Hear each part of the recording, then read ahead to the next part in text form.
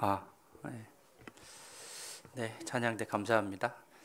좌우로 밝은 얼굴로 인사 한번 하시죠. 네, 반갑습니다. 네,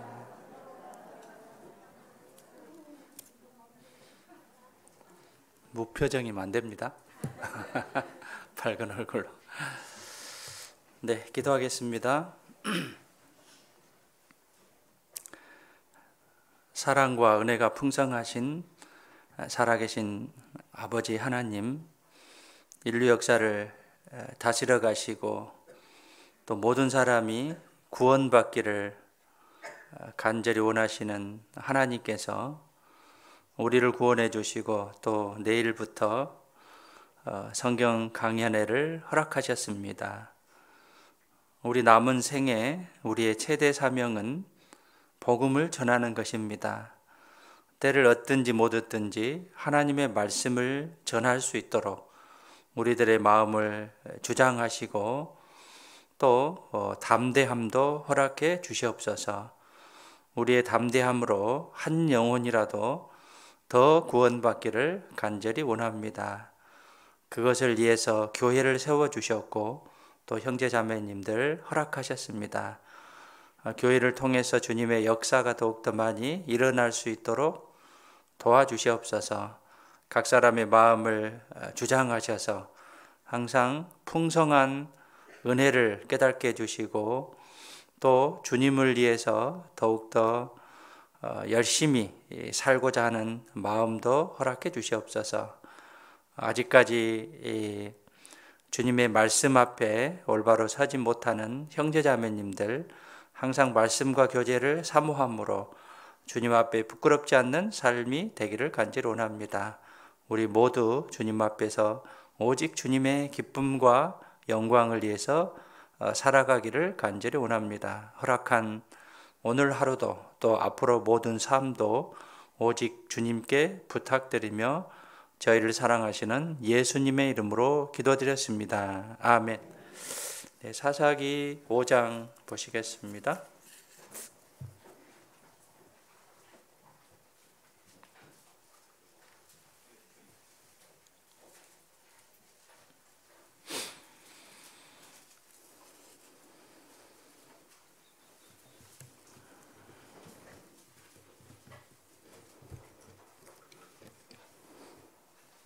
네, 구약 367페이지 5장 14절입니다. 14절부터 제가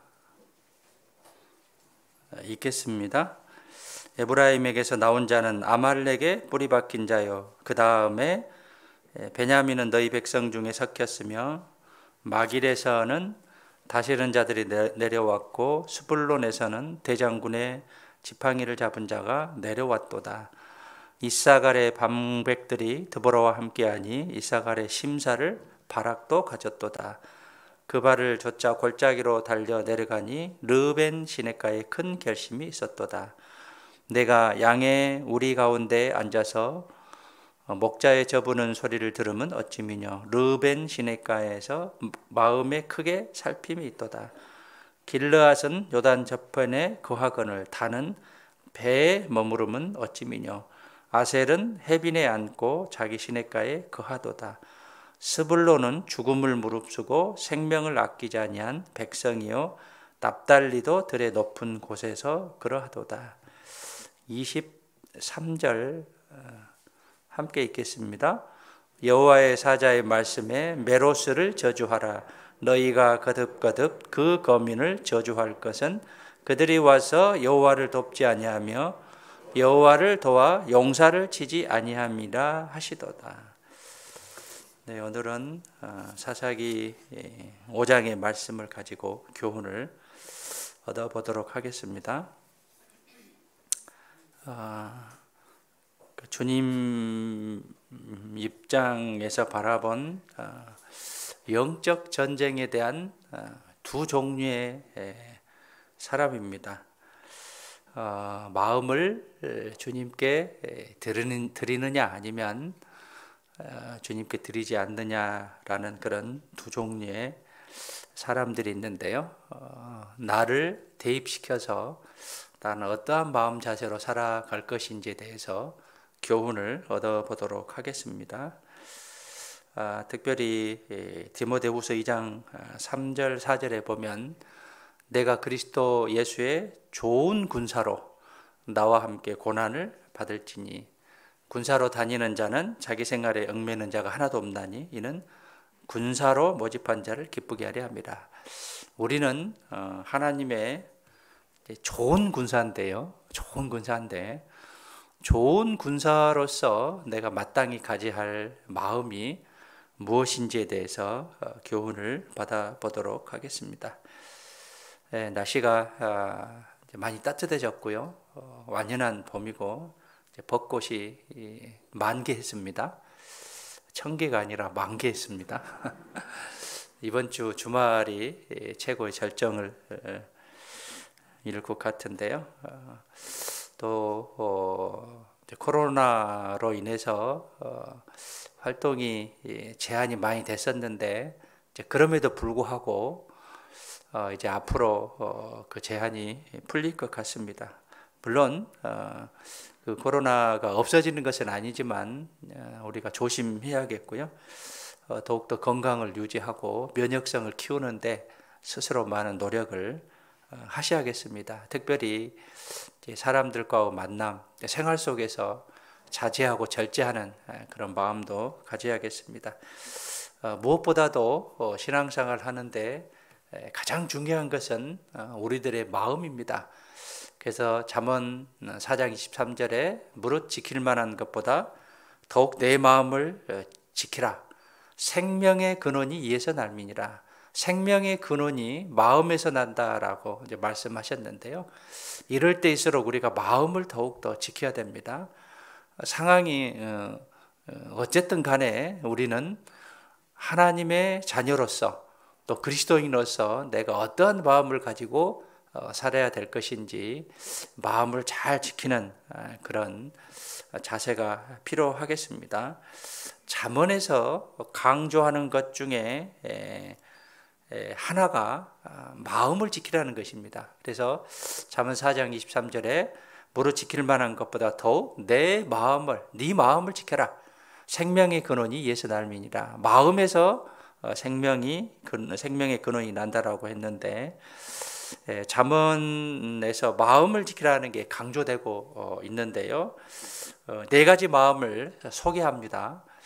그래서 우리가 마음을 잘 지키고 마음을 잘 지켰을 때 내 믿음도 끝까지 잘 지킬 수 있을 겁니다. 네 가지 마음인데 첫 번째는 초심입니다. 초심.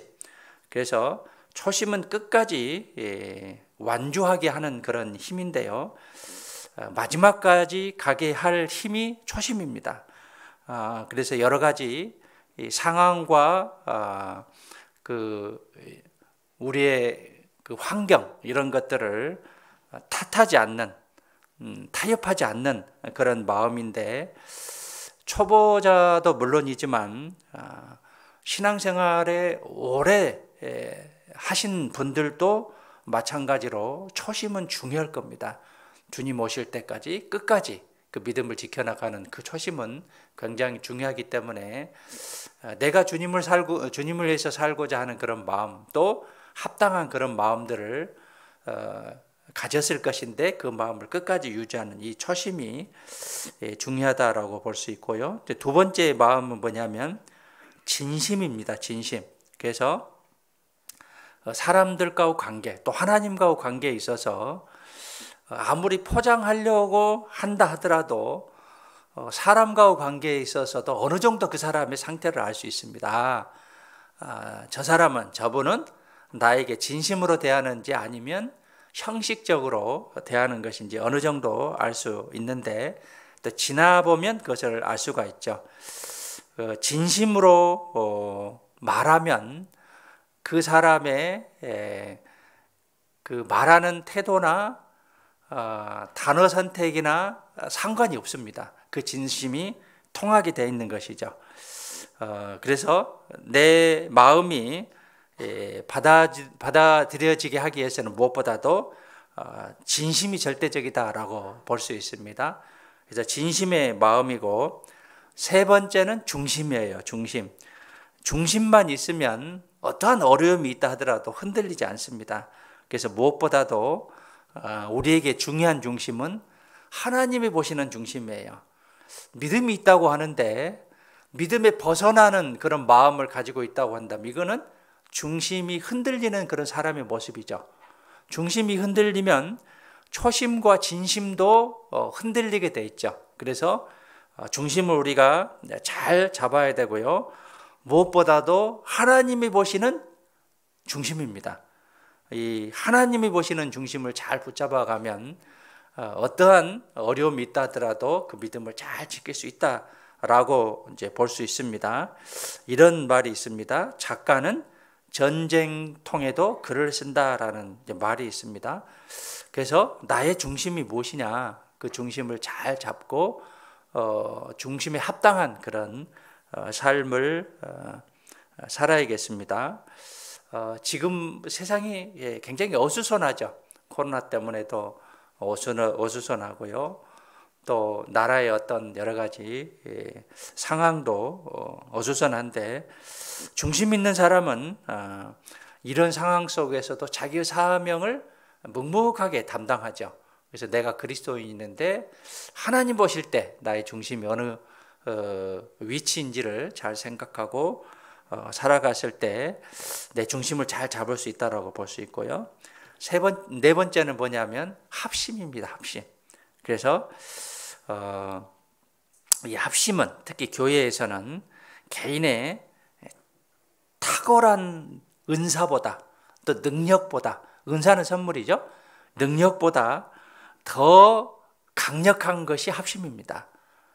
의인의 간구는 역사하는 힘이 많으니라 라고 야고보서 5장 6절에 말씀하셨습니다.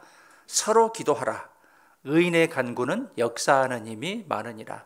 그래서 개인의 어떤 능력, 탁월한 은사보다는 더 강력한 것이 합심하는 그런 마음입니다. 그래서 혼자 기도하는 것보다는 구원받은 그리스도인 성도들이 함께 잠깐 모여서 기도하는 그런 모습이 더 중요하고 소중하다라고 볼 수 있고요. 교회를 통해서 큰 일을 하고 있죠. 큰 역사를 이루고자 합니다. 하나님께서는 우리를 통해서 큰 역사를 이루고자 합니다. 그 근본에 기도하는 마음입니다. 서로 기도하라. 합심하는 그런 마음이죠. 마음을 합치는 거죠. 그래서 큰 일은 합심 기도가 기본입니다. 합심 기도. 그래서 집회를 앞두고 우리가 11시에 합심 기도를 한다든가 서로를 위해서 기도하고 구역에서 명단을 놓고 또 우리 교회에서 전체적으로 명단을 놓고 합심 기도했을 때 하나님께서는 큰 역사를 이루어 준 것이죠. 그래서 내가 생각지 못한 정말 놀랄만한, 깜짝 놀랄만한 그런 이적과 기적을 나타내게 하시는 분이 하나님이십니다. 그렇다면 내 입장에서는 정말 합심하는 그런 마음을 가져야 되고 같이 기도하고 동참했을 때 우리를 통해서, 특별히 나를 통해서 하나님의 역사가 나타날 수 있다라고 볼 수 있습니다. 이 네 가지 마음을 잘 지켰을 때 하나님을 기쁘시게 하는 그런 상태가 유지될 것이고 또 나를 통해서, 우리를 통해서 하나님의 큰 역사가 나타날 것입니다. 내가 한번 전한 한마디의 전화, 또 한마디의 그 전도하는 말이 그 사람의 인생을 바꿀 수 있습니다. 그 인생을 바꿀 수 있어요. 간절한 기도는 하나님의 능력을 끌어내리는 거죠. 이런 경험 해보셨나요? 살아가면서 내가 간절히 기도했는데 하나님께서 정말 내가 상상하지 못한 그런 능력을 나타내 보이는 것. 저는 그런 이제 경험을 해봤는데요. 간절한 기도가 나를 위해서 우리나라 정책을 바꿔버렸어요. 나를 위해서 대한민국의 정책을 바꿨습니다. 그리고 잠시 그 정책이 있다가 없어져 버렸어요. 그것이 하나님의 능력입니다. 그래서 서로 합심하는 그런 마음, 또 나의 간절한 기도는 하나님의 능력을 끌어내리는 것이기 때문에 하나님의 능력을 끌어내리기 위해서는 나의 간절한 기도, 또 우리의 합심 기도가 필요할 것입니다. 그래서 우리에게 주어진 시간이 있고 기회가 있고 또 우리들의 마음을 지키라고 하는데 무엇보다도 우리들의 마음이 중요하고요. 또 집회를 앞두고 우리가 필요한 마음은 합심하는 그런 마음입니다. 우리 마음을 잃지 않고 합심하는 그런 마음이고, 나의 한 번의 전도의 말, 또 한 번의 전화가 상대방의 인생을 바꿀 수 있다라는 것을 생각하고, 정말 내가 전했다 하더라도 또 못 전했다고 한다면 또 남은 시간, 오늘과 내일 말씀을 전함으로 그런 기적을 맛보는 그런 시간을 가졌으면 좋겠습니다. 전도 집회, 성경 강연회, 전도 집회는요, 전도를 위한 집회지 전도 집회를 위한 집회가 아닙니다. 비슷한 말인데 잘 생각하셔요. 전도를 위한 집회지 전도 집회를 위한 집회가 아니에요. 그래서 이 악센트가 전도에 있죠. 전도를 위한 집회지 어떤 행사를 위한 집회가 아닙니다. 그래서 집회가 그 대집회가 교회에서 크게 4번이 있죠. 근데 그 4번의 행사로서 끝날 것이 아니라 나에게 기회를 주신 것이다. 그래서 그 기회를 잘 포착을 해서 그 기회를 잘 살리는 가운데 나를 통해서, 우리를 통해서, 구역을 통해서, 교회를 통해서 주님의 역사가 나타난다고 한다면 그것같이 기쁜 일이 어디 있겠습니까? 그래서 무엇보다도 내 마음의 중심을 잘 잡으시고요. 내가 지금 이 순간에 무엇을 할 것인가에 대해서 생각하시고 기도하는 마음으로 합당한 그런 시간과 기회를 가졌으면 좋겠습니다. 사사기 5장은 이제 4장에 그 이스라엘 그 나라의 그 4장 그 2절에 보면 하솔에 도읍한 가나안 왕 야빈과 이제 군대 장관 시스라가 침입을 해오게 됩니다. 침범을 해오는데 그 침범을 드보라 선지자, 여선지자입니다. 드보라 선지자를 통해서 하나님의 도우심으로, 하나님의 능력으로 이것을 이 전쟁을 이겨내게 되죠. 그래서 4장 24절에 보시면 이스라엘 자손의 손이 가나안 왕 야빈을 점점 더 이겨서 마침내 가나안 왕 야빈을 진멸하였더라. 그래서 진멸을 하게 됩니다. 그래서 이제 드보라와 5장 1절에 보면 바락이 개선가, 승전가를 부르게 되는데 그 내용이 5장 1절부터 31절까지 5장의 내용이다라고 이제 볼 수 있습니다. 사사기는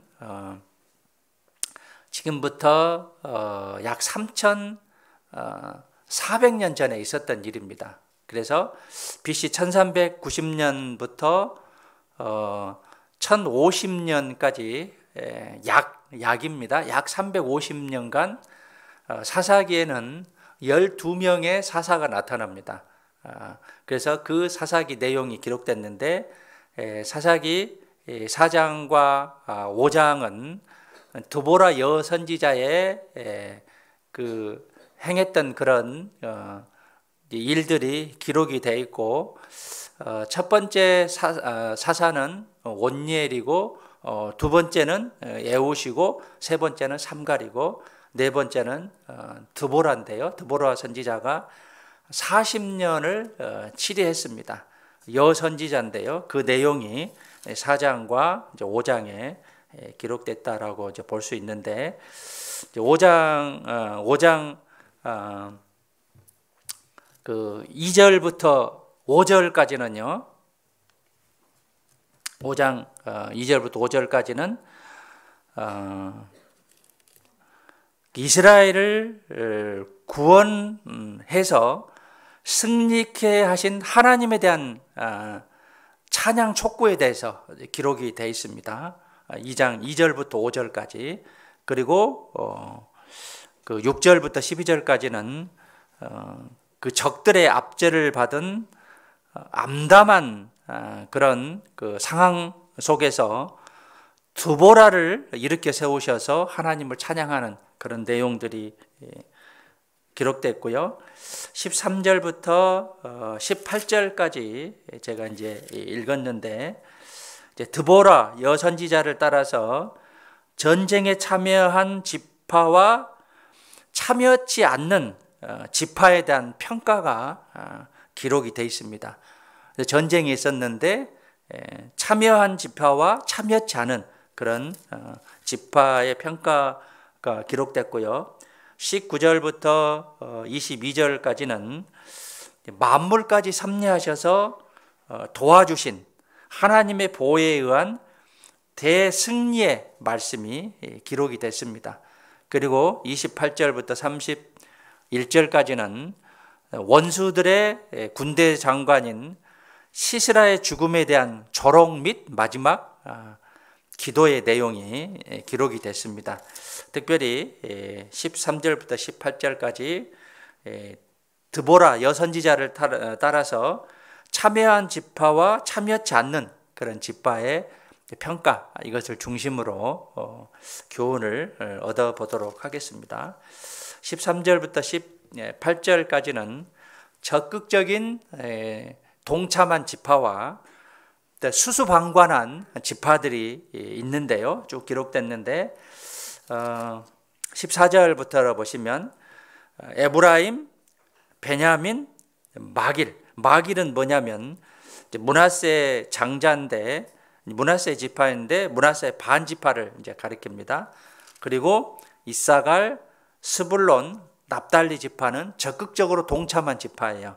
그런데 수수방관한 지파는 르우벤, 단, 갓, 아셀 지파가 수수방관한 지파다라고 볼 수 있는데, 17절에 보시면 길르앗은 이제 갓 지파다라고 이제 볼 수 있습니다.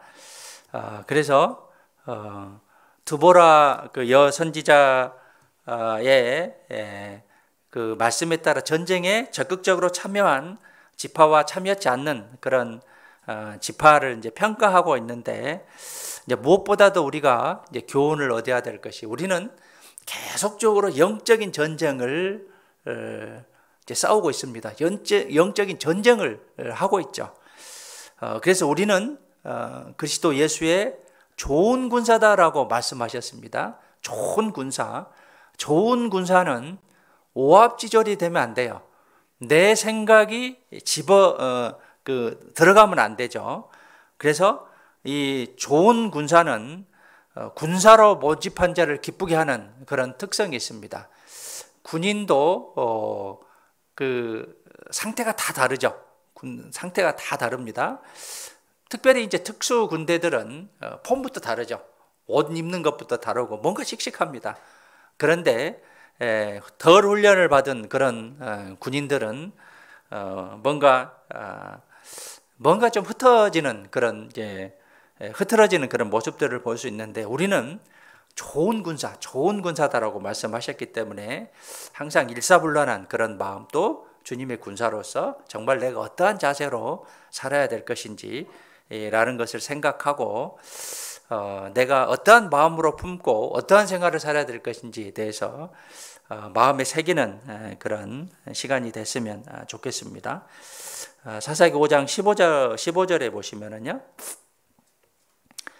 이사갈의 방백들이 드보라와 함께하니 이사갈의 심사를 바락도 가졌도다. 심사는 마음 심자의 생각 사자고요, 이제 마음이다라고 볼 수 있습니다. 히브리 원문에 보면 이사갈이 드보라와 함께했듯이 바락도 드보라와 함께했다로 이제 기록이 되어 있습니다. 근데 바락도 이사갈과 같은 그런 마음을 가지고 함께 했다라고 이제 쓰여져 있는데, 이사갈 지파의 이제 지도자들이 전쟁에 참여함과 같이 바락도 같이 참여했다라고 기록이 이제 돼 있는데요. 개미는 아주 작은 동물이죠. 그런데 큰 힘을 발휘합니다. 큰 힘을 발휘하는데, 이 큰 힘을 발휘할 수 있는 그런 근본과 원동력이 뭐냐면 같은 마음으로 뜻을 합하는 것이죠. 그래서 온전히 합하기 때문에 큰 힘을 발휘한 것이죠. 개미는 아주 적은 그런 동물인데 큰 힘을 발휘하고 큰 능력을 발휘하는 것은 힘을 합치고 마음을 합치기 때문에 큰 힘을 발휘한다라고 볼 수 있고요. 그래서 여기 접어두시고 빌립보서 2장에 보시죠.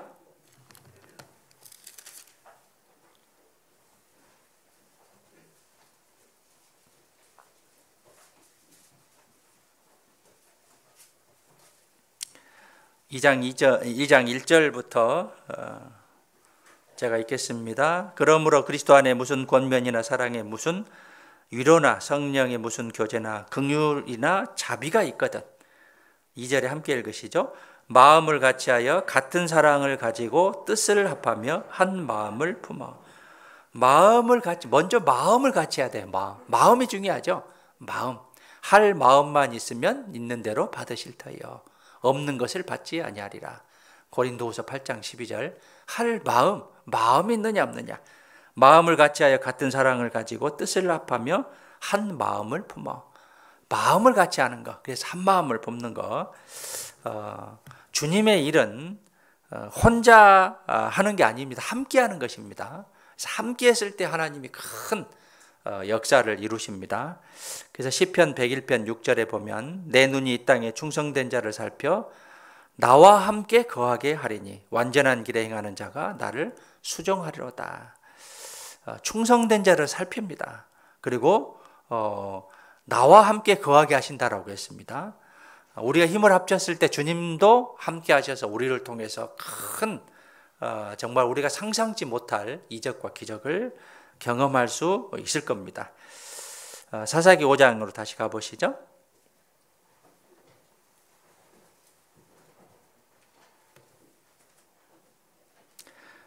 그래서 그리스도 예수의 좋은 군사로서 첫 번째는 예수님의 군사는 같은 마음을 품어야 됩니다. 두 번째는 뭐냐면 5장 18절에 스불론은 죽음을 무릅쓰고 생명을 아끼지 아니한 백성이요 납달리도 들의 높은 곳에서 그러하도다. 이 높은 곳은 언덕 위 같은 그런 이제 높은 곳을 이야기하는데 여기서는 이제 타볼산, 이스라엘의 타볼산을 언급한다고 합니다. 그래서 스불론과 납달리는 죽음을 무릅쓰고 생명을 아끼지 아니한 백성이다라고 이제 말씀하셨는데요. 예수님의 군사는 죽음을 무릅쓰고 생명을 아끼지 않아야 됩니다. 그래서 우리에게 지금 당장의 죽음을 요구하지는 않으시지만 주님 앞에서 주님의 일 앞에서 또 내가 믿음을 지켜나가는 데 있어서 죽음을 무릅쓰고 생명을 아끼지 않는 게 그리스도의 좋은 군사로서 자세다라고 볼 수 있습니다. 에스더가 뭐라고 했습니까? 죽으면 죽으리다. 죽으면 죽으리다라는 죽음을 무릅쓰고 생명을 아끼지 않는 그런 자세. 브리스가와 아굴라도 로마서 16장 3절 4절에 보면 저희는 내 목숨을 위하여 자기의 목이라도 내어놓았다라고 했습니다. 자기의 목이라도 내어놓았다. 어떤 사람이요 나를 위해서 나의 어떤 여러 가지 상황을 어려운 상황을 알고 정말 목숨을 무릅쓰고 죽음을 무릅쓰고 나를 도와줬다고 한다면 정말 감사할 일이죠. 정말 큰 은혜다라고 정말 감사할 일이죠. 주님께서는 나를 그것을 위해서 해주셨고 우리는 주님을 위해서 죽음을 무릅쓰고 생명을 아끼지 아니하는 그 백성이 되는 게 마땅하다라고 볼 수 있고요. 사도 바울은 죽음을 무릅쓰고 복음을 전했죠.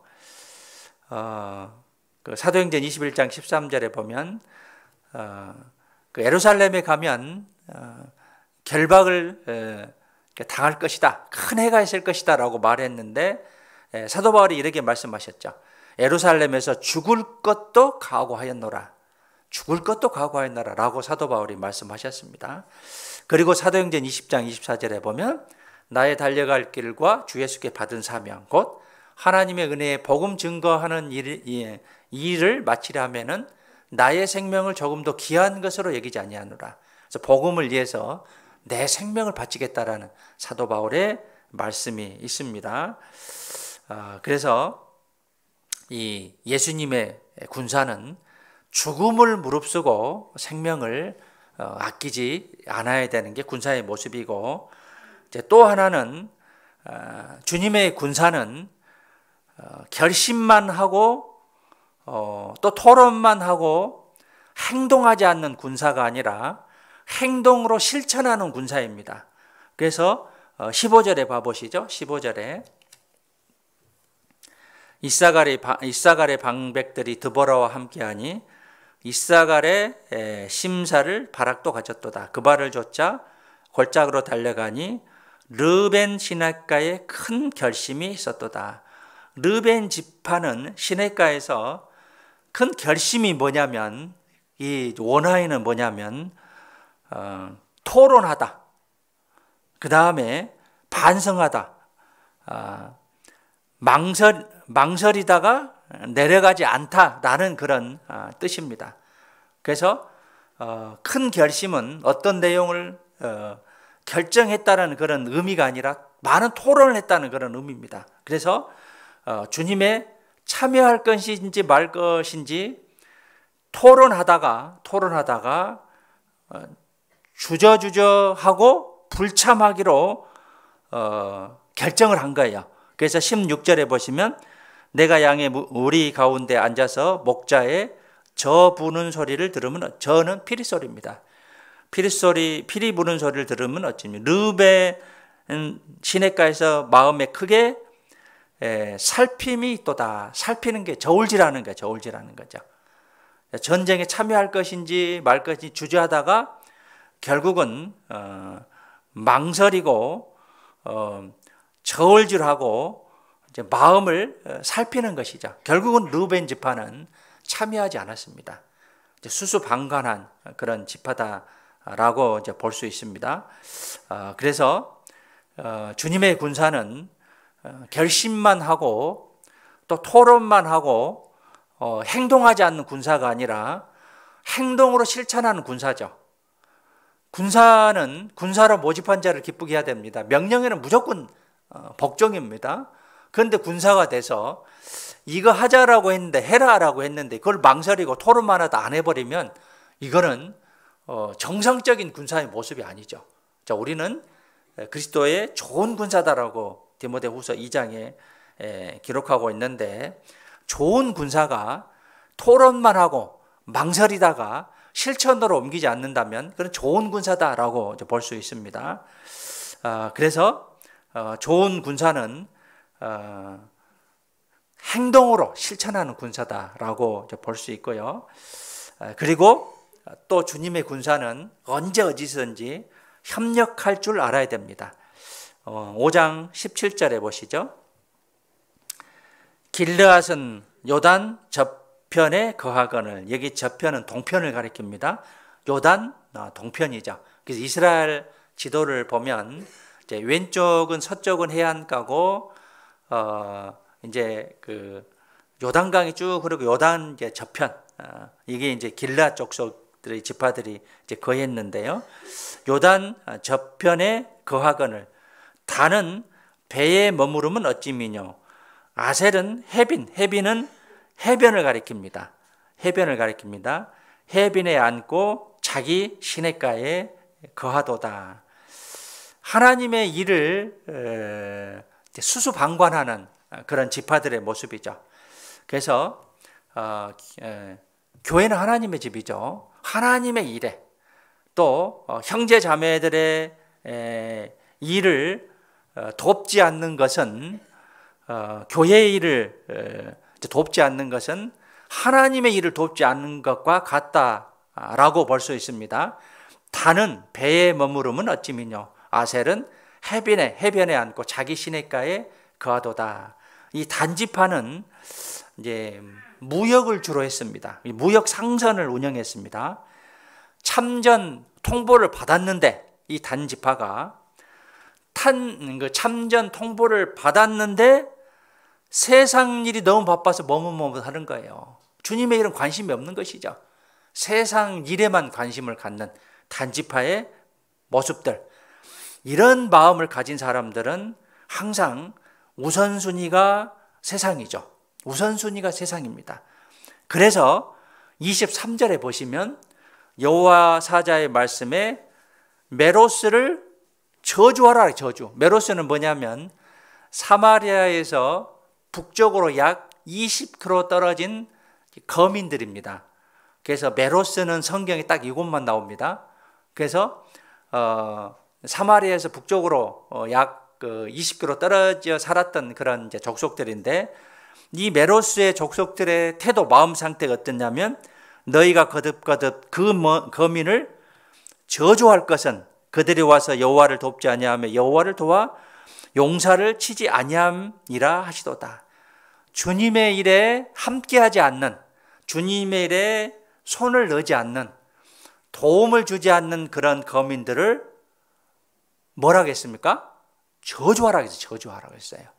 저주하라고 했습니다. 주님의 일에 앞에 있는데 내가 마음에 주님의 일을 하지 않는다면 어쩌면 나에게 저주의 대가가 올지도 모른다는 것이죠.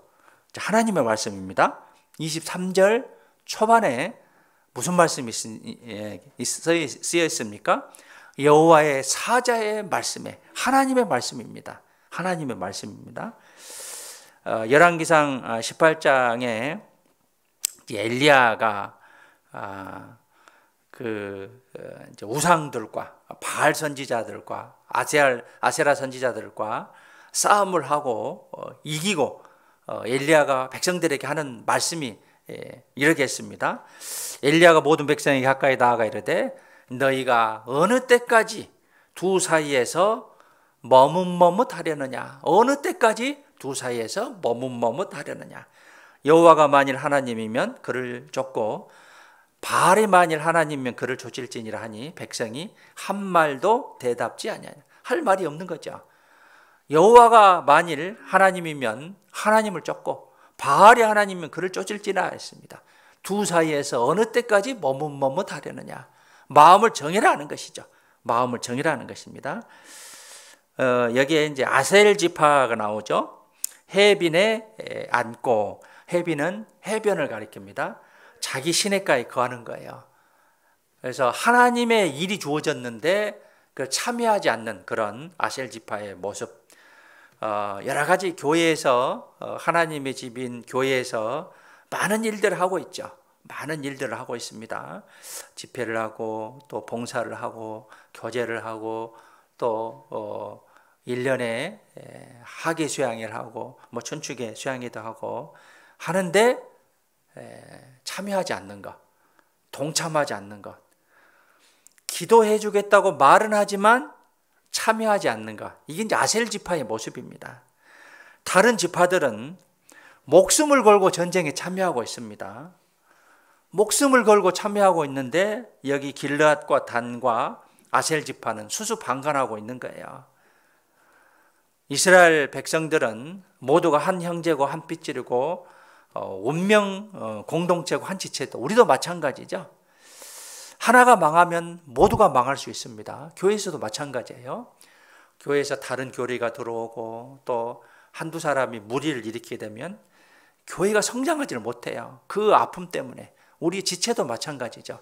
한 곳에 아프게 되면 그 한 곳에 집중해서 빨리 낫기를 기다리고 또 기도하고 치료할 것입니다. 교회도 마찬가지죠. 하나가 망하면, 한 사람이 망하면 모두가 망할 수 있는 건데, 방관하는 것은 주님의 일을 돕지 않는 것이죠. 방관하고 있는 것은 주님의 일을 돕지 않는 것입니다. 그래서 구원받은 우리가 한 형제고 한 운명 공동체입니다. 한 지체고 또 더 나아가서 전국 교회가 한 교회고 전 세계 교회가 한 교회입니다. 한 형제고 한 마음이고 한 핏줄이다 라고 볼 수 있는 것이죠. 그래서 주님이 하는 일에 내가 함께 하는 것이 주님의 일을 하는 것이다 라고 볼 수 있습니다. 로마서 12장이나 고린도 전서 12장에 보면 지체를 설명하죠. 그래서 한 지체가 고통을 받으면 모든 지체도 함께 고통을 받는다라고 했습니다. 한 지체가 영향을 미치게 되는 거죠. 나 한 사람의 여러 가지 생각과 행동들이 많은 사람에게 영향을 끼쳐요. 나는 별로 영향을 끼치지 않겠지가 아니라 내가 아무리 교회에서 아무 일을 하지 않는 것이다 라고 생각하지만 나 한 사람으로서 많은 영향을 끼쳐요. 나 한 사람의 수고와 희생이 많은 사람들을 전도할 수 있고 교회를 세울 수 있다는 것이죠. 한 사람의 중요성은 굉장히 크다라고 볼 수 있습니다. 주님은 주님 편에 서지 않는 자, 또 함께하지 않는 자를 주님을 반대하는 자다라고 말씀하셨죠. 여기 접어두시고 누가복음 11장에 보시겠습니다.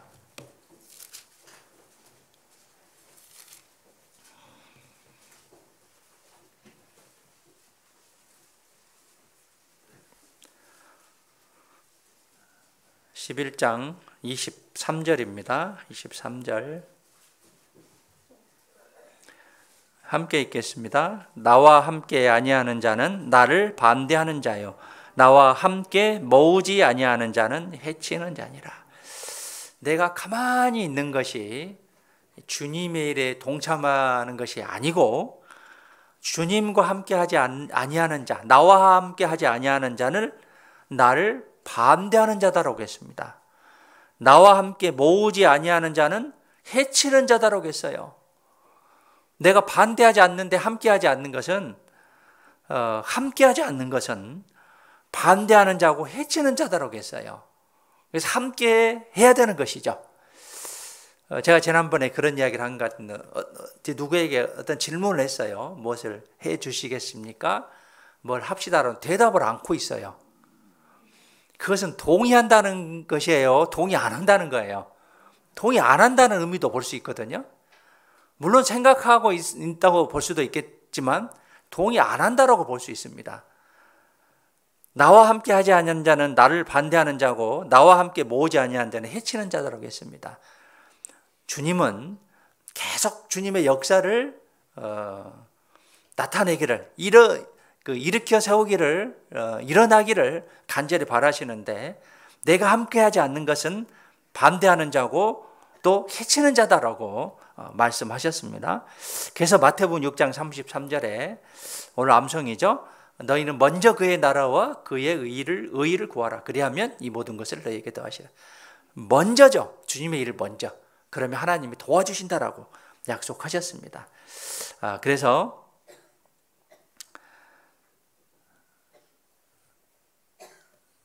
주님의 군사는 언제 어디서나 항상 협력할 줄 알아야겠습니다. 협력하는 가운데 하나님의 큰 역사가 이루어질 것입니다. 나는 반대는 하지 않지만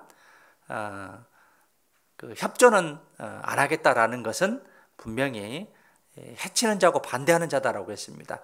적극적으로 주님의 일에 동참하는 그런 마음의 자세가 필요하겠고요. 사도행전 5장에 다시 가겠습니다. 주님의 군사는 31절에 보시죠. 31절 함께 읽겠습니다. 여호와여 주의 대적은 다 이와 같이 망하게 하시고 주를 사랑하는 자는 해가 힘있게 도둠갑게 하시옵소서 하니라. 그 땅이 40년 동안 태평하였더라. 드보라 선지자가 40년 동안 이제 7일을 했는데요. 주님의 군사는 주님을 사랑하기 때문에 돋는 햇볕과 같다라고 말씀하셨어요. 주님의 군사는 주님을 사랑해서 돋는 해같이 주님의 은총을 받고, 은총이란 뜻은 특별한 사랑입니다. 특별한 사랑. 특별한 사랑입니다. 주님의 은총을 받으며 주변에 주님의 빛을 많이 증거하는 그런 삶을 살아갈 수 있는 거죠. 그래서 우리는 무명한 자인데 유명한 자죠. 세상에서는 무명한 자인데 하나님 앞에서 유명한 자예요. 가진 것이 없고 힘들고 어렵지만 그리스도인이기 때문에 항상 밝고 자신 있고 힘 있게 사는 그런 모습이 우리들의 모습입니다. 그래서 주님의 군사는 주님을 사랑하기 때문에 돋는 햇볕과 같다, 돋는 태양과 같다라고 이제 볼 수 있는데, 여기 31절 다시 보시면 여호와여 주의 대적은 다 이와 같이 망하게 하시고, 주의 대적은 야빈과 시스라 군대 장관입니다. 이 군대 장관과 같이 망하게 하시고, 주를 사랑하는 자는 해가 힘있게 도둠갑게 하시옵소서. 주를 사랑하면 우리의 마음이 해가 힘있게 돋는 그런 마음을 가지고 살아갈 수 있죠. 반대로 주를 사랑하지 아니하면 저녁 노을과 같습니다. 희망이 점점, 소망이 점점 소멸해가는 그런 마음을 가지고 살아갈 것입니다. 그래서 이 해가 힘있게 도둠갑게 하는 삶을 살기 때문에 주변에 빛을 증거하는 그런 삶을 살 수가 있습니다. 그래서 마태복음 5장 14절에 보면 너희는 세상의 빛이라 라고 했고, 16절에 보시면 이같이 너희 빛을 사람 앞에 비치게 하여 저희로 너희 착한 행실을 보고 하늘에 계신 너희 아버지께 영광을 돌리게 하라. 그리스도인은 빛이고 소금입니다. 그래서 많은 사람을 유익하게 하고 많은 사람에게 복음을 전하는 것, 이것이 그리스도인의 사명이고 그 삶의 모습을 통해서 자연스럽게 그런 모습이 나타나야 할 것입니다. 그래서 주님의 군사는 주님과 가까이 하는 그런 삶을 살아야 됩니다. 우리는 주님과 가까이 하는 그런 삶을 살아야 되는데, 그래야 능력을 발휘하고 영적인 힘을 발휘하고 전쟁에서 승리할 수 있습니다.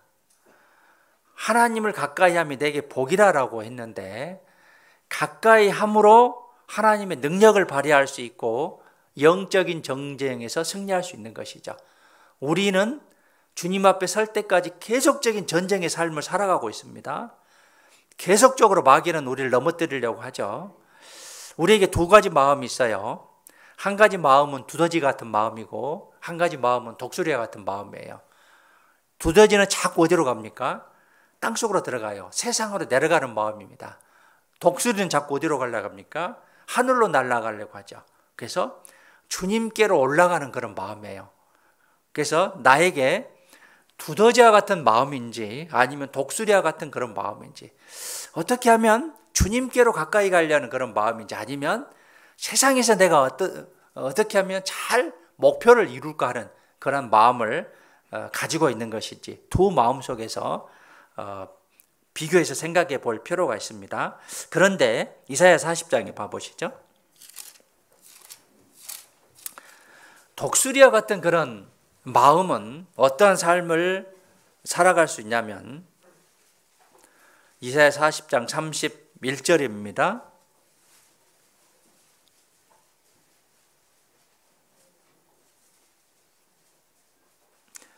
(31절) 40장 31절 함께 읽겠습니다.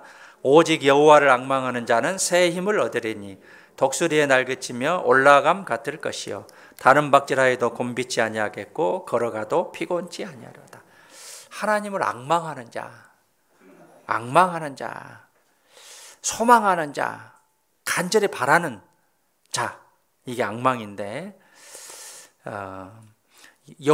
오직 여호와를 앙망하는 자는 새 힘을 얻으리니 독수리의 날개치며 올라갈 것이며 다른 박질을 하여도 곤비지 아니하겠고 걸어가도 피곤치 아니하로다. 날개치며 올라감 같을 것이요, 영어로 fly, 날다.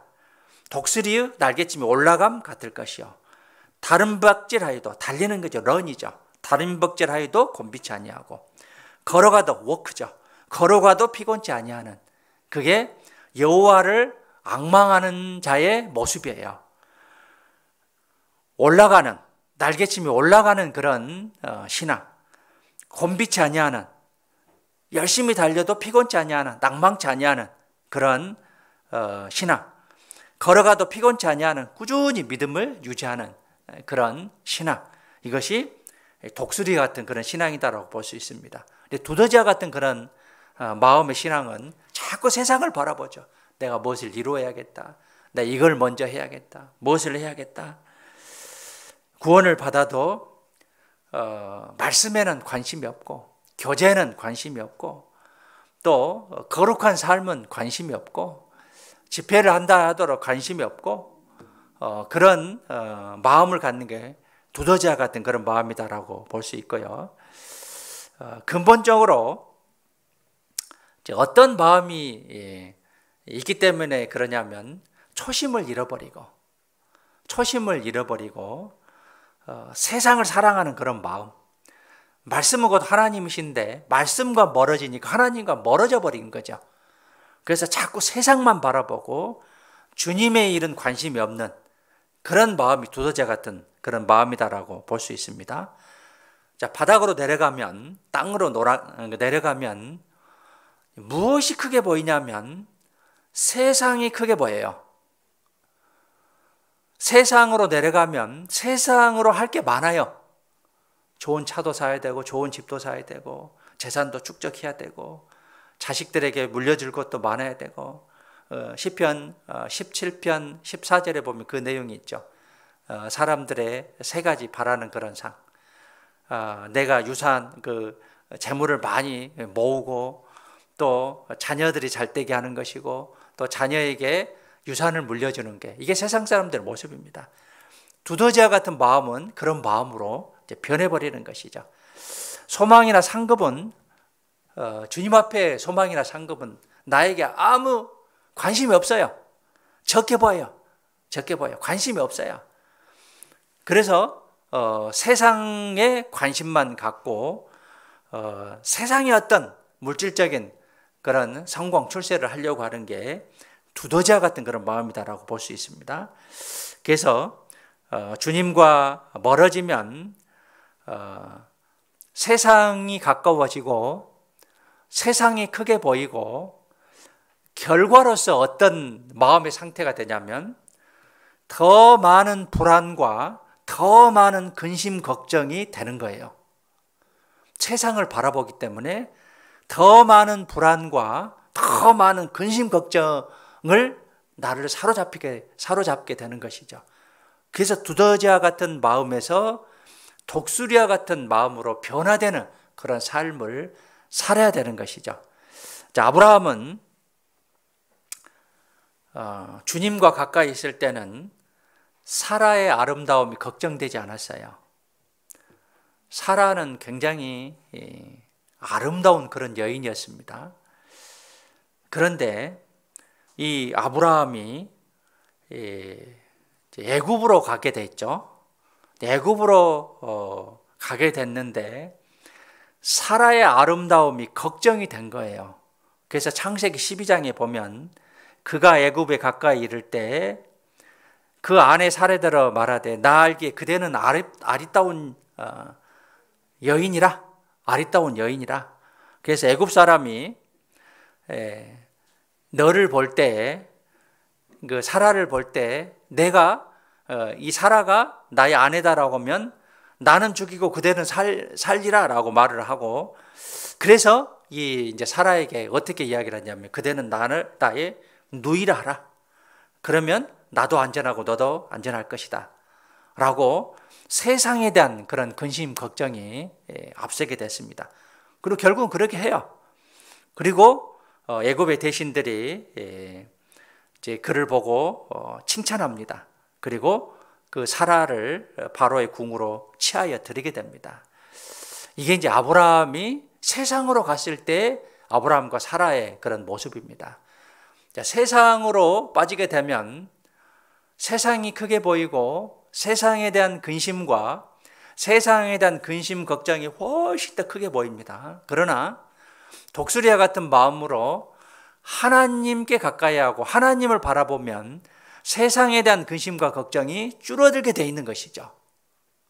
지금 어느 시국입니까? 지금 세상이 돌아가는 시국이 어느 시국입니까? 내가 무엇을 해야 될 것인지, 내가 지금 어떤 처지에 놓여 있고 어떤 환경에 놓여 있든지 정신 차려야 돼요. 정신 차려야 돼요. 내가 세상의 마음을 빼앗기면 주님의 일은 지금 세상의 마지막이 온다고 하는데 관심이 없어요. 알기는 아는데 행동으로 옮기지 않는 그런 모습이 정말 나에게는 큰 책망과 불행의 그런 삶의 결과가 될 수도 있다라고 볼 수 있습니다. 정상적인 신앙생활을 하면 마음이 계속 올라가서 주님을 위해서 살고자 합니다. 그래서 주님의 상급과 칭찬, 이런 것을 위해서 살게 되고 전도하는 것, 봉사하는 것, 이것이 더 중요한 일이 되고 또 더 올라가면 정말 내가 주님을 위해서 죽어야겠다, 순교할 수 있는 그런 마음까지 갈 수 있는 거예요. 정상적인 신앙생활을 하면 우리 마음은 롤러코스터 같죠. 그래서 올라갔다 내려갔다 하는데 내가 정말 독수리와 같은 그런 주님을 가까이 하는 그런 마음을 가졌을 때 나는 꾸준하게 성장하는 그런 믿음을 가질 수 있습니다.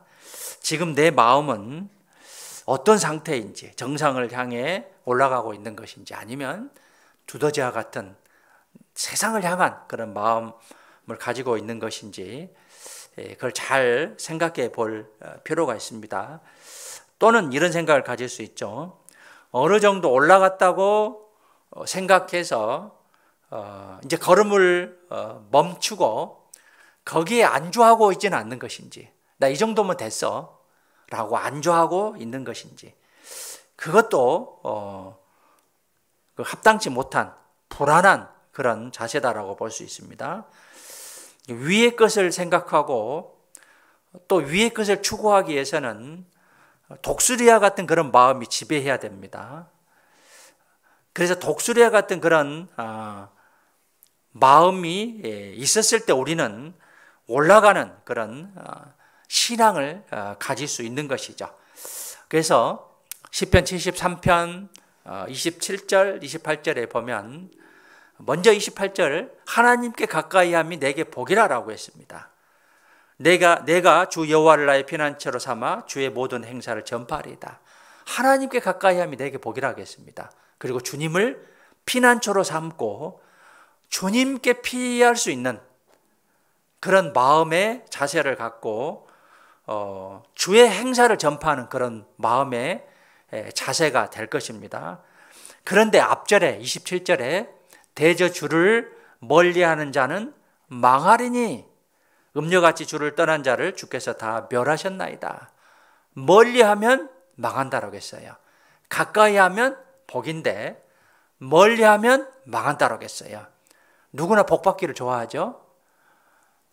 전지전능하신 하나님, 이 세상 만물을 창조하신 하나님, 인류 역사를 다스려 가시는 하나님, 나의 모든 상황을 아시는 그런 하나님께서 내가 복을 받기를 원하신다고 한다면 나는 어떻게 하겠습니까?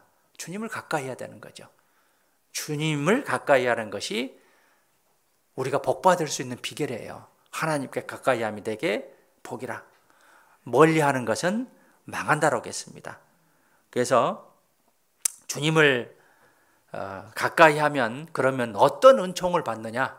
주님을 가까이 하면 먼저는 주님을 가까이 하면 주님의 오른손이 나를 붙드신다라고 했습니다. 오른손은 강함을 뜻하죠. 그래서 시편 63편 한번 찾아보시죠.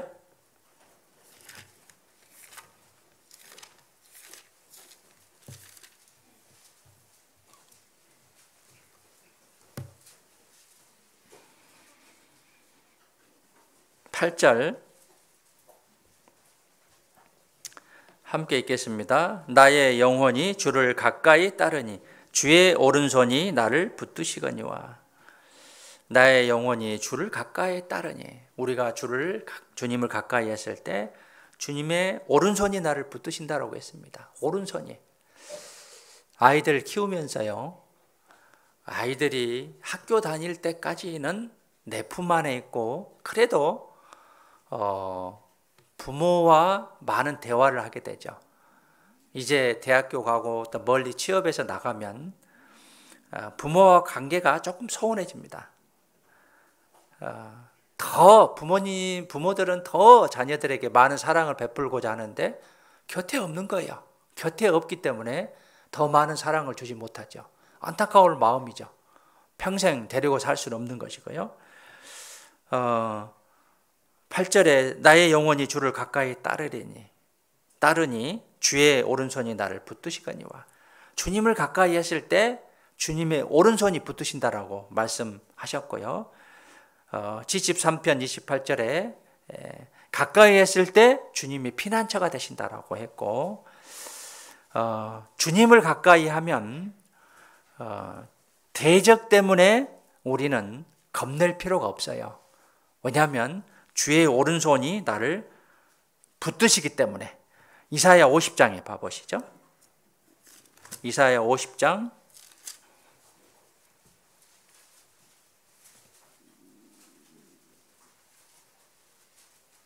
8절입니다.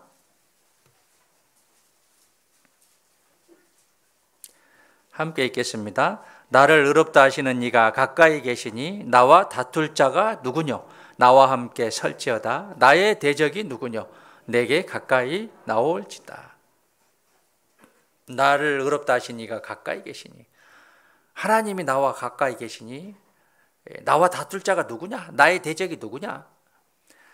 주님을 가까이 하면 대적 때문에 겁낼 필요가 없습니다.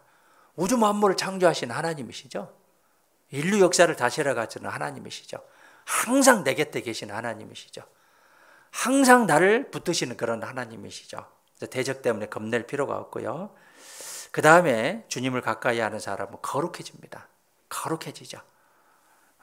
항상 주님과 가까이 하기 때문에 주님은 거룩하신 분이죠.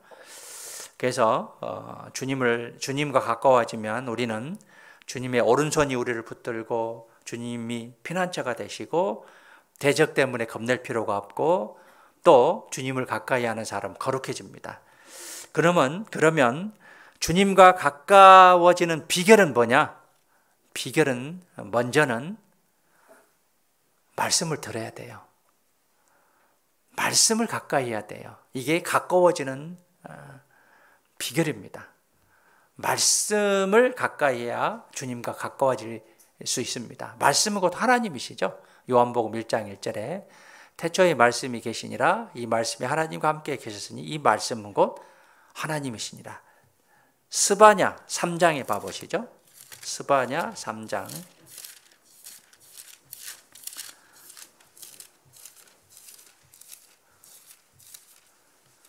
하박국 다음에요. 학계 앞에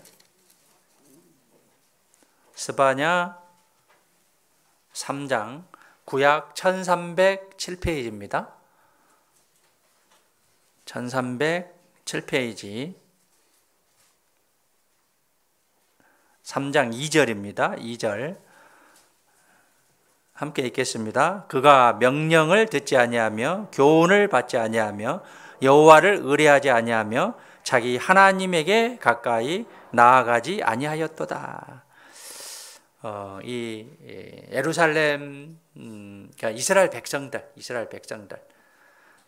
1절에 패역하고 더러운 거 포악한 그 성읍이 화 있을진지. 예루살렘 성읍을 말하는데요. 이스라엘 백성들이 명령을 듣지 아니하고 교훈을 받지 아니하며 여호와를 의뢰하지 아니하며 자기 하나님에게 가까이 나아가지 아니하.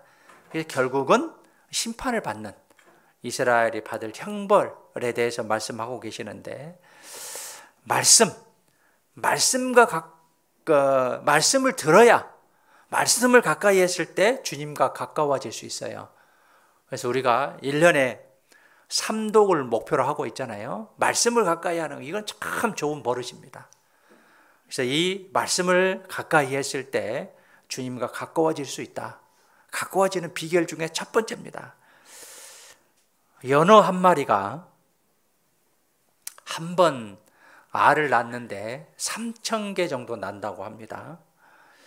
3,000개 알을 낳는데 이 알이 부화가 되고 이제 그 연어로 이제 새끼로 태어나겠죠. 일부는 뭐 태어나지 못할 수도 있고, 그런데 이 새끼들이 대부분이 잡혀 먹힌대요. 근데 소수만 성장해서 그 3,000개 알 중에 겨우 몇 마리만 그 모천, 태어난 천으로 돌아오는데 그 확률이 3,000마리 중에 3마리 정도 돼요. 1000분의 1 정도 되죠. 3,000개 알 중에 3마리 정도가 모천으로 돌아오는데 한 마리 연어가 태어나서 자기의 사명을 다하는 연어는 너무나 적다는 것이죠. 3마리 1000분의 1입니다. 사람도 마찬가지입니다. 태어나서 부모님은 이 자녀가 잘 성장해서 부모 마음을 흡족하게 또 세상에서 쓰임받게 하는, 또 우리 그리스도인으로서는 교회 안에서 교제 안에서 잘 성장해서 하나님께 쓰임받는 그런 자녀가 되기를 우리 그리스도인은 원할 겁니다. 그런데 세상은 그렇게 녹록치가 않죠. 수많은 경쟁이 있고 또 나를 넘어뜨리려 하는 그런 많은 과정들이 있습니다. 사람으로 태어나서 그리스도인이건 그리스도인이가 아니건 그 어른까지 생존하고 또 세상에서 그래도 인정받는 그런 삶을 살아가는 사람은 그렇게 많지가 않다는 것이죠. 사람의 사명을 다하는 사람은 또 그 숫자도 적다는 것이죠. 지금 75억이 넘었습니다. 그런데 주님을 만나서 진정으로 거듭난 사람은 너무나 적다는 것이죠. 75억 중에 몇 명이 될까요? 너무나 적은데 또 생각해 보세요. 이 거듭난 사람 중에서 주님을 참으로 기쁘시게 하는 충성된 사람은 더 적다는 것이에요. 주님께 쓰임을 받는 사람은 더 적다는 것이죠. 그 가운데 내가 있고 내가 지금 주님께 조금이라도 쓰임을 받는다고 한다면 정말 감사할 일이고 이건 기적 같은 일입니다. 하나님의 입장에서 보면 80억 가까운 인구 중에 내가 구원을 받았고 내가 하나님께 쓰임을 받는 것은 정말 기적 같은 일이다라고 볼 수 있습니다. 그래서 그 기적을 이루기 위해서 우리가 말씀과 교제를 사모하고 교회를 통해서 나를 통해서 하나님 역사가 나타나기를 바란다는 것이죠.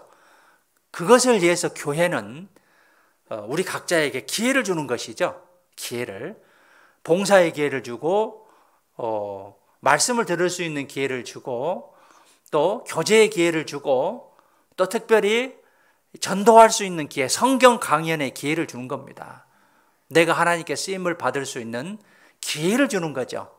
그래서 이게 우연한 기회가 아니고 하나님의 섭리하에서 나에게 기회를 주는 것이기 때문에 그 기회를 감사하게 받아들이고 잘 활용할 줄 알아야 되죠.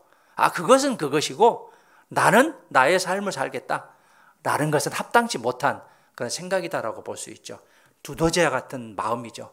독수리와 같은 그런 마음이 아니라, 그래서 내가 할 일이 무엇인가 하는 것을 꾸준하게 생각하고 우리가 정말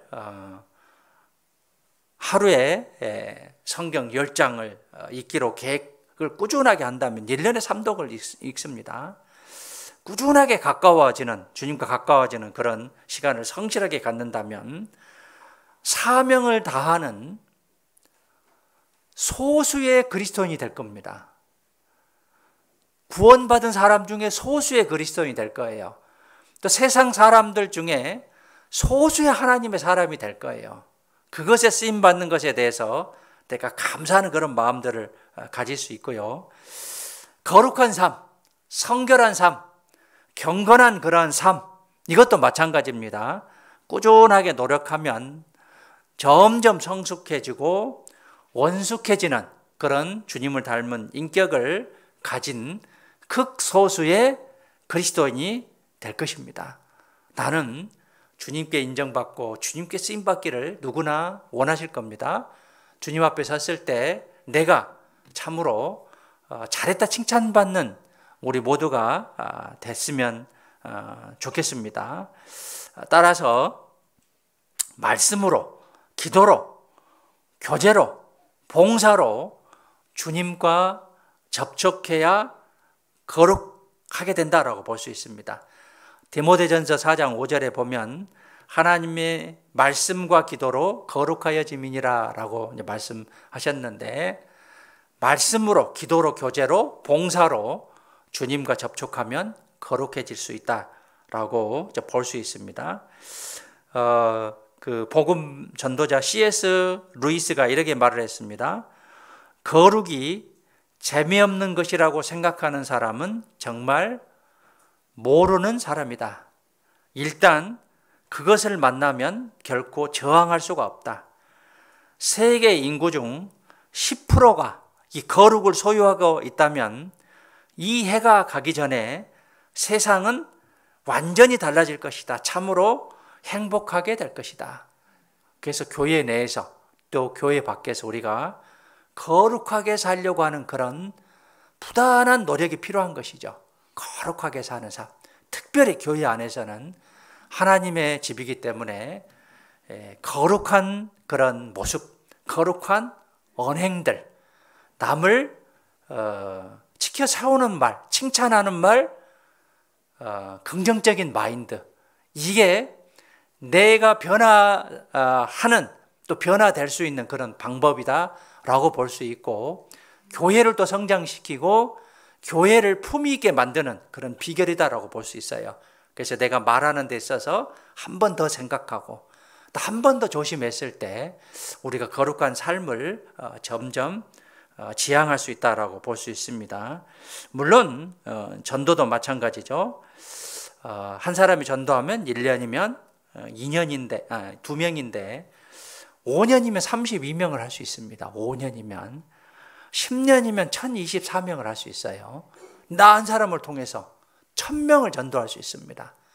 그런데 매년 1명 하기가 힘들 것인데, 그럼에도 불구하고 하나님은 우리에게 그렇게 하기를 원하십니다.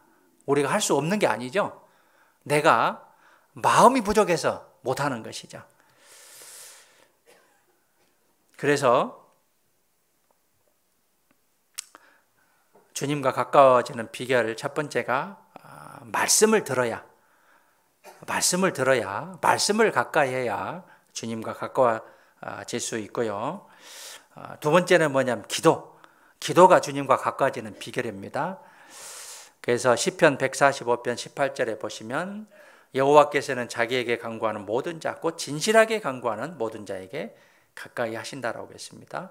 기도가 주님과 가까워지는 비결이고, 또 성결한 삶, 거룩한 삶이 주님과 가까워지는 비결인데, 죄와는 멀어져야지 가까이 하면 주님과 가까운 그런 삶을 살아갈 수 없는 것이죠.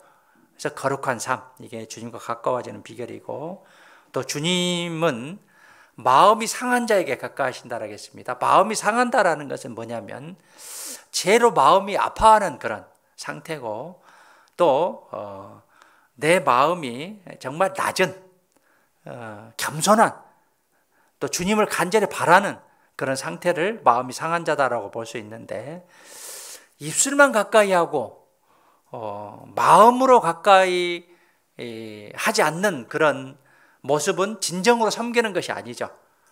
그래서 마음으로 가까이 해야 진정으로 섬기는 그런 모습이다라고 볼 수 있습니다. 그래서 이사야 49장 13절에 보시면 주께서 가라사대 이 백성이 입으로는 나를 가까이 하며 입술로는 나를 존경하나 그 마음은 내게서 멀리 떠났나니 그들이 나를 경외함은 사람의 계명으로 가르침을 받았을 뿐이니라. 사람의 계명으로 받으니까 하나님의 말씀을 사람의 말로 받고 사람의 교훈으로 받으니까 입술로는 하나님을 사랑한다, 거룩한 삶을 산다, 전도를 해야 되지, 구별된 삶을 살아야지 라고 하지만 마음은 멀리 떠나 있는 그런 모습은 합당치 않는 그런 모습이다라고 볼 수 있습니다. 그래서 우리에게 거룩한 삶을 살아가는데 많은 고난과 고통이 주어집니다. 이런 고난과 고통은 우리에게 어떤 역할을 하냐면 잠자는 우리를 깨워주는 자극제다라고 볼 수 있습니다. 이 고난과 고통이. 그래서 이 고난과 고통은 주님께 더 가까이 다가서게 만들고 우리를 변화로 초대하는 깨우침이다라고 볼 수 있습니다. 그래서 고난과 고통을 통해서 하나님을 더 생각하고 더 간절히 기도하는 그런 마음을 갖게 되고, 이 고통은 고통스럽지만 견디면 우리를 성숙하게 만드는 스승이 될 수 있습니다. 잘 견디면 우리를 성숙하게 만드는 스승이 될 수 있습니다. 그래서 고통 속에는 놀라운 보화가 감추어져 있다라고 볼 수 있습니다. 이스라엘 백성들에게 이스라엘 선택하면서 그 조건이 있죠. 조건. 순종하면 복이고 불순종하면 저주가 있는다라고 했는데, 이 사사기, 사사기에는 12명의 이제 사사가 나오는데요. 이 사사 기간이 약 350년 정도 됩니다. 이 사사는 이제 영어로 저지인데 최고 지도자인데 군사적으로 정치적으로 지도자고 제사장이고 왕의 역할을 한 게 이제 사사입니다. 그런데 이 사사의 말을 잘 듣고 하나님 말씀에 순종했을 때는 태평했습니다. 그런데 하나님의 말씀을 듣지 않고 우상을 숭배하게 되면 그때부터는 압제, 그러니까 고통이 시작된 거예요. 그래서 사사기에 우리가 교훈 받아야 될 말씀이 1장 1절과 마지막 말씀이죠. 처음 시작은 여호와께 묻자와 가라되, 하나님께 물었는데 마지막은 뭐냐면 자기 소견에 오른 대로 행하였더라. 이게 이제 사사기 끝 마지막 말씀의 사사기 20. 그때 이스라엘의 왕이 없으므로 사람이 각각 그 소견에 오른 대로 행하였더라. 자, 처음에는 하나님의 말씀에 순종하려고 살기 시작했는데 내가 내 생각에 옳은 대로 살았다고 한다면 그것은 절대로 합당한 그런 모습은 아닙니다. 그런데 사사기 봐보시죠. 사사기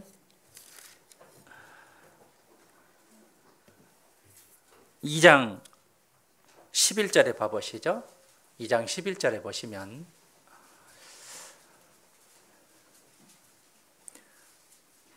이스라엘 자손이 여호와의 목전에 악을 행하여 바알들을 섬기며, 하나님 앞에 가장 큰 악은 우상 숭배입니다. 우리 마음속에 우상이 있다고 한다면 이것은 악을 행한 거예요. 이스라엘 자손이 여호와의 목전에 눈앞에 악을 행하여 바알들을 섬기며, 이 말씀이 사사기에 7번 반복돼요. 여호와의 목전에 악을 행하여. 2장 11절, 3장 7절, 3장 12절, 4장 1절, 6장 1절, 10장 6절, 13장 1절 계속 반복됩니다. 여호와의 목전에 악을 행했을 때마다 거기에 대한 대가를 받아요. 그런데 순종했을 때는 또 태평성대를 이룹니다.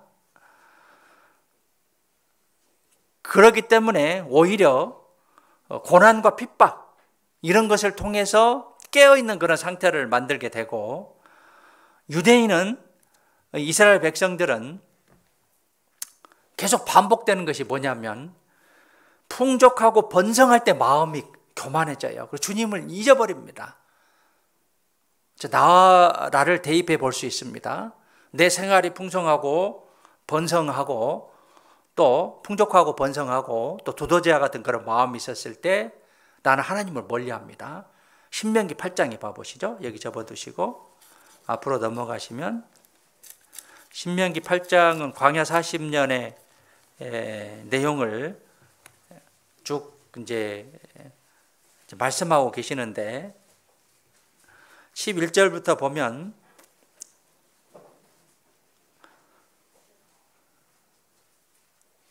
12절에 보겠습니다. 내가 먹어서 배불리고 아름다운 집을 짓고 거하게 되며 또 내 우양이 번성하며 내 은금이 증식되며 내 소유가 다 풍부하게 될 때 두렵건대 내 마음이 교만하여 내 하나님 여호와를 잊어버릴까 하노라. 풍부하게 될 때 교만한 거예요. 마음이 교만해서 주님을 잊어버리죠.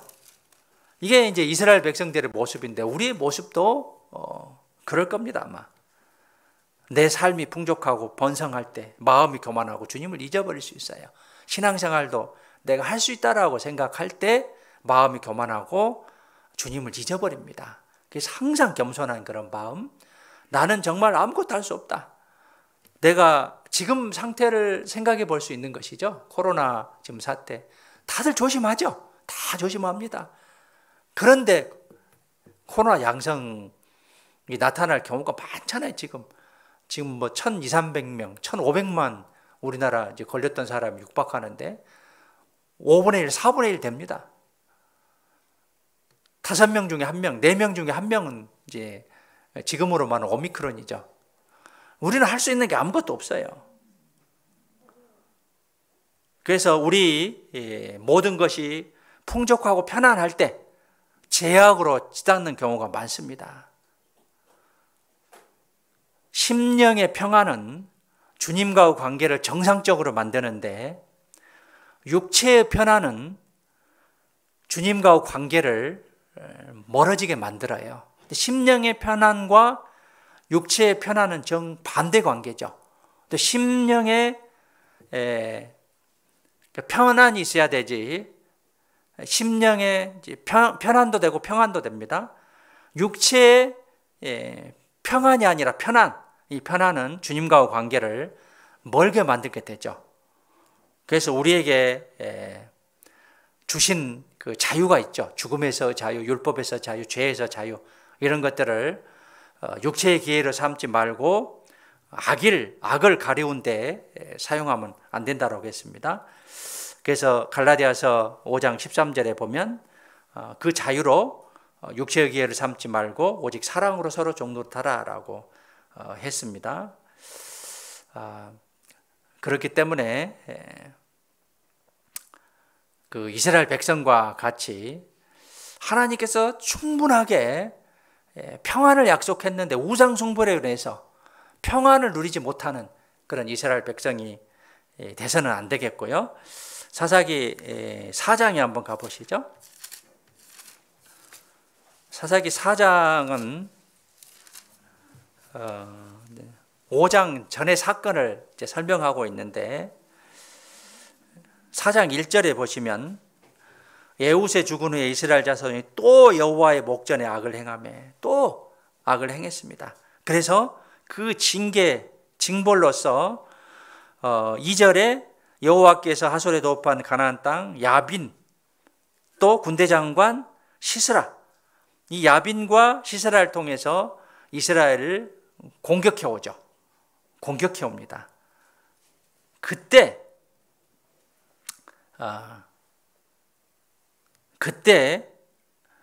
이스라엘 자손이 취했던 그 자세가 뭐냐면 3절에 보시면 야빈 왕은 철병거 900성이 있어서 20년 동안 이스라엘 자손을 심히 학대한 그로 이스라엘 자손이 여호와께 부르짖었더라.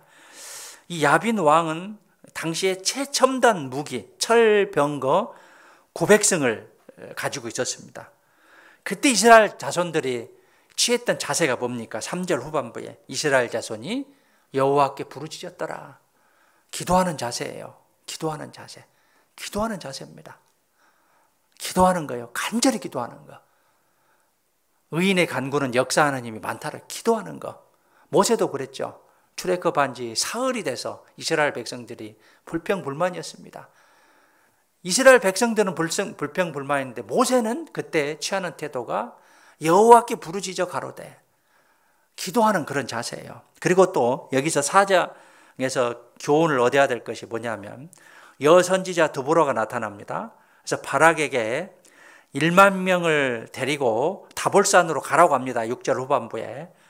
그런데 하나님께서 이 그 다볼산으로 가면 7절에 이 그 야빈과 시스라 군대를 내 손에 붙이리라 했는데 바락이 어떻게 대답을 하냐면 8절에 바락이 그에게 대해 당신이 나와 함께 가면 내가 가려니와 당신이 나와 함께 가지 아니하면 나는 가지 않겠노라. 가로되 내가 반드시 너와 함께 가리라. 그러나 내가 이제 가는 일로는 영광을 얻지 못하리니 이는 여호와께서 시스라를 여인의 손에 파실 것임이라 하고 드보라가 일어나 바락과 함께 게데스로 가느니라. 이 바락의 믿음인데 1만 명을 데리고 가라고 하면 가서 싸우면 하나님이 이기게 해 주실 건데 이 바락은 드보라 선지자 당신이 가면 가고 나는 못 가겠습니다 라고 답을 하죠. 그래서 바락이 그 드보라가 바락을 같이 가게 됩니다. 결국은 이 바락의 영광이 누구에게 넘어가냐면 이제 17절부터 보면 헤벨의 아내 야엘이 나옵니다. 그 야엘이 시스라를 이제 말뚝을 가지고 살짝에 받게 되죠. 살짝은 여기 관자놀이를 가리킵니다. 그래서 여기다 말뚝을 받고 죽게 되고 야엘이 오히려 영광을 받게 되죠. 하나님이 주신 그 기회를 내가 놓쳐서는 안 된다는 거예요. 하나님이 주신 그 기회를 놓쳐서는 안 된다는 거예요. 그래서 하나님께서 우리에게 기회를 계속 주고 계시죠. 그때 내가 할 것은 뭐냐면 무조건 순종입니다. 바락을 통해서 우리가 환경을 볼 것이 아니라 주님의 약속을 믿는 것이죠. 주님의 명령이면 무조건 순종하는 거예요. 무조건 순종하는 것이죠. 사사기 4장 6절에 봐보시죠. 6절 중간 부분에 보면 이스라엘 하나님 여호와께서 이같이 명하시 아니하시나 하나님께서 명하지 아니하셨느냐. 하나님의 명령입니다. 그러면 환경 보지 말고 무조건 순종하는 거죠. 이렇습니다. 무엇이 이렇습니다. 환경이 필요 없다는 거예요. 무조건 순종을 요구하고 계십니다. 그래서 주님은 상급과 영광을 예비해 두셨는데 믿음과 순종으로 화합지 못하면 그 영광을 주지 않습니다. 그 영광을 주지 않는 것이죠. 그래서 4장 9절에 내가 이제 가는 일로는 영광을 얻지 못하리니 바락에게 그 영광을 얻지 못한다고 결국은 야엘에게 그 영광이 돌아가 버리는 겁니다.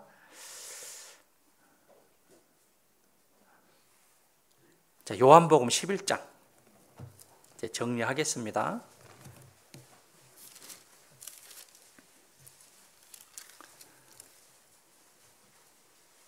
(40절) 자, 중요한 말씀입니다. 요한복음 11장 40절 함께 읽겠습니다. 예수께서 가라사대 내 말이 내가 믿으면 하나님의 영광을 보리라 하지 아니하였느냐 하신대. 자, 순서가 보여주면 믿겠다고 하는데 주님은 믿으면 보게 된다고 말씀하셨어요. 믿으면 보리라. 믿음이 먼저예요. 순종이 먼저입니다. 내가 믿으면 하나님의 영광을 보리라 하지 아니하였느냐. 믿음이 먼저예요. 순종이 먼저예요. 복종이 먼저입니다. 환경이 열악하지만 주님의 명령이기 때문에 순종한다면, 믿고 나아간다면 기적을 보여주셔요. 이적이 있기 때문에 믿는 것이 아니라 믿기 때문에 이적이 일어난 거예요. 믿음이 먼저예요. 믿으면 보리라. 믿음으로 나아가지 않으면 바락의 경우처럼 신앙의 엑스트라밖에, 주인공이 아니에요. 엑스트라밖에 되지 않는 것이죠. 그래서 믿음이 먼저다는 거. 전쟁의 결과는 하나님께 놓여 있습니다. 전쟁은 하나님께 속했습니다. 그래서 전쟁을 승리로 만들 수도 있고 패하게 만들 수도 있습니다. 승리로 만들기 위해서는 전적으로 의지하는 그런 삶, 인생을 의지하면 안 된다는 거죠. 이사야 2장 22절에 너희는 인생을 의지하지 말라라고 했어요. 인생을 의지하지 말라고 했습니다. 그래서 전쟁은 승리인데 하나님을 의지하느냐 사람을 의지하느냐 이것에 따라 내 결과는 분명히 달라집니다. 하나님은 우리에게 승리를 약속하셨습니다. 그래서 믿음이 먼저지 결과가 먼저, 이적과 기적이 먼저 아니에요. 믿으면 하나님이 우리에게 보여주신다라고 약속하셨어요. 믿음은 순종으로 대체할 수 있다겠죠.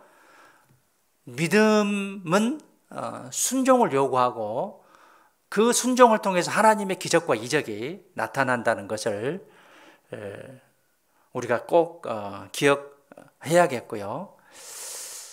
조급하면 안 돼요. 조급하면 잠잠히 참아 기다리라고 했죠. 어떤 일을 할 때 조급하게 하면 안 돼요. 기다리라고. 믿는 것이 우선이에요. 하나님을 믿지 않으니까 악수를 띠는 거죠. 바둑에서 이 한 수 잘못 둔 수를 악수라고 하는데 악수 때문에 바둑 전체 판이 깨지는 경우가 많아요. 조그만 그 한 수 잘못 둔 것에 의해서 내 인생이 망치면 안 되잖아요. 그래서 잠잠히 참아 기다리는 가운데 정말 내가 주님 앞에서 순종해야 될 것이 무엇인지, 먼저 해야 될 것이 무엇인지 이것을 알고 행했을 때 우리의 모든 결과는 하나님이 도와주시기 때문에 승리로서 이제 보이실 겁니다. 하나님께서. 그렇기 때문에 사사기 5장으로 다시 가시죠. 우리가 믿음으로 순종했을 때 하나님의 역사를 나타내 보일 수 있다는 것을 교훈으로 받아들이셨으면 좋겠습니다. 5장 18절 함께 읽겠습니다. 스불론은 죽음을 무릅쓰고 생명을 아끼지 아니한 백성이요 납달리도 들의 높은 곳에서 그러하도다. 스불론과 납달리와 같이 죽음을 무릅쓰고 생명을 아끼지 않은 백성과 같은 그런 삶을 살았을 때 우리를 통해서 하나님이 그 능력을 나타내기를 원하십니다. 자, 내일부터 대집회인데 다시 한번 내가 생각해서 나의 본질이 무엇이냐, 내가 해야 될 일이 무엇이냐 다시 한번 전화하고 다시 한번 만났을 때 하나님께서는 큰 역사를 이루셔요. 나의 한 번의 만남과 전화가 상대방의 인생을 바꿀 수 있습니다. 큰 기적이 일어날 겁니다. 그래서 사명감을 가지고 또 자신감을 가지고 순종했을 때 하나님께서는 역사하시기 때문에 하나님의 말씀에 순종하는 그런 삶을 살았으면 좋겠습니다. 5장 31절에 여호와여 주의 대적은 다 이와 같이 망하게 하시고 주의 대적은 방해하시고 주를 사랑하는 자는 해가 힘있게 더듬갑게 하시옵소서. 이게 이제 우리의 삶의 방향입니다. 하니라 그 땅이 40년 동안 태평하리라. 이런 삶을 살았을 때 우리는 태평성대를 이루고 사실 겁니다. 기도하겠습니다. 사랑이 풍성하신 살아계신 아버지 하나님 참으로 감사드립니다. 모든 삶이 하나님의 은혜입니다. 구원해 주심에 감사드리고 구원받은 이후에 계속적으로 때를 따라 돕는 은혜를 베풀어 주심에 참으로 감사와 찬양을 드립니다. 우리를 구원해 주시고 마지막 때 저희를 구별된 삶을 살아가게 해주심에 감사드립니다. 교회를 허락하시고 교회를 통해서 하나님의 역사가 일어나게 해주심에 참으로 감사드립니다. 순종하고 복종하는 가운데 또 충성하는 가운데 주님의 능력이 나타나기를 간절히 원합니다. 내일부터 대집회가 시작됩니다. 그동안 기도했던 영혼들 더 간절히 기도하고 또 전도하는 가운데 주님의 큰 역사가 나타날 수 있도록 도와주시옵소서. 남은 생에 주님의 도우심이 항상 있기를 간절히 원합니다. 오늘도 함께 해주신 하나님께 감사드리며 이후의 모든 삶 자비로우신 하나님의 손에 부탁드립니다. 저희를 사랑하시는 예수님의 이름으로 기도드렸습니다.